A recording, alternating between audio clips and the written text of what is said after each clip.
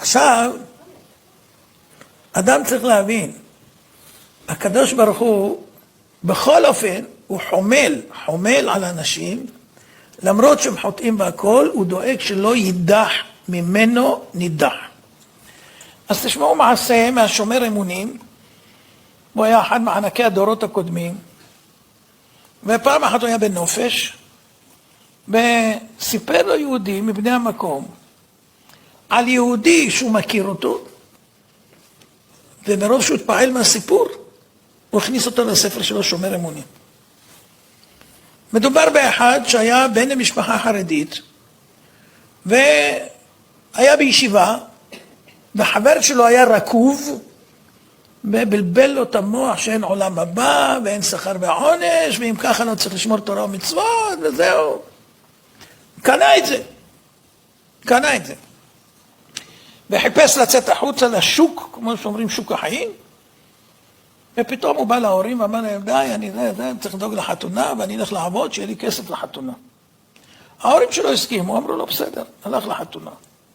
הלך לעבוד, אבל הוא רצה לפרוק עול, והוריד את כל הבגדים וזה.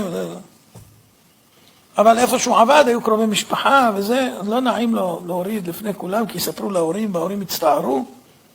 אז הוא החליט לברוח רחוק, הגיע לנמל, ושם הוא ניגש לרב חובל, ואמר לו, תשמע, אין לי כסף, נשלם על נסיעה, לא אכפת לי לאן תשת. אני מוכן בכל עבודה שתרצה, אני אעבוד תמורת הכרטיס. הוא אמר לו, בסדר. לקח אותו לדוודים שם, לכל הדברים, העמסות ועניינים וזה. הגיעו לדרום אמריקה. ירד. למד את השפה והכל פה ושם, והתחתן עם גויה.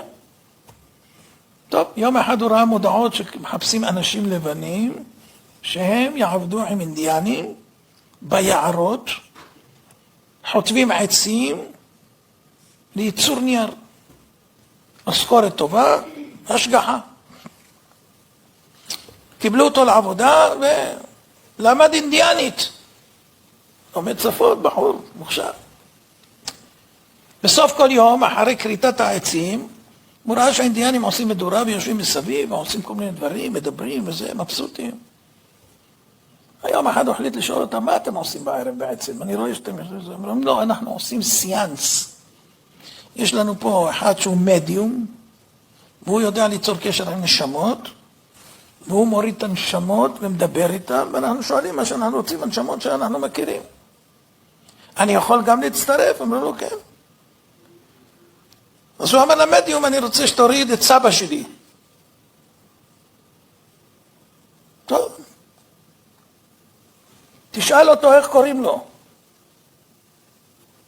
אז הוא אומר ביידיש, האינדיאני מדבר ביידיש עכשיו. אומר לו משה מנדל. אז הוא אומר לו, ואיך קוראים לסבתא? אז הסבא אומר לאינדיאני, מה, הוא לא יודע שקוראים לה שרה?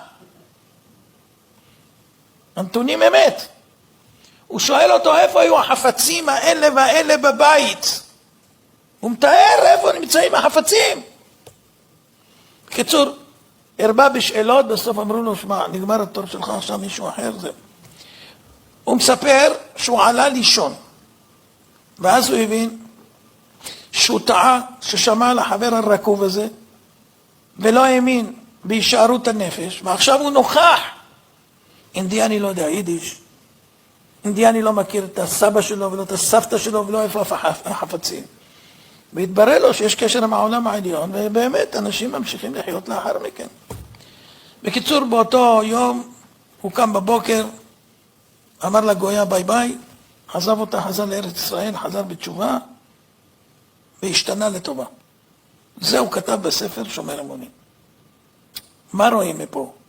רואים שבן אדם, הראש שלו, אתה לא יכול להשפיע עליי אם אני לא רוצה להיות מושפע.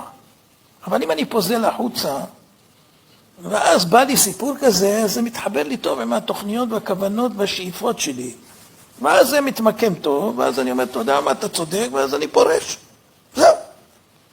אבל הקדוש ברוך הוא לא מוותר על שום יהודי, ולכן הוא מגלגל שהוא יצטער ויסבול ויעבוד ויהיה פחמי שם בדוודים וזה, ויגיע לאינדיאנים וגויה וזה, ובסוף הוא יראה לו שהוא טעה, כמובן שהוא נותן לו צ'אנס, יכול להיות שהוא יגיד גם אחרי זה, אני לא רוצה, אבל כל המסלול הארוך הזה, בשביל להחזיר אותו לנקודת המוצא, איפה שהוא היה, ועזב, והפסיד שנים בחינם.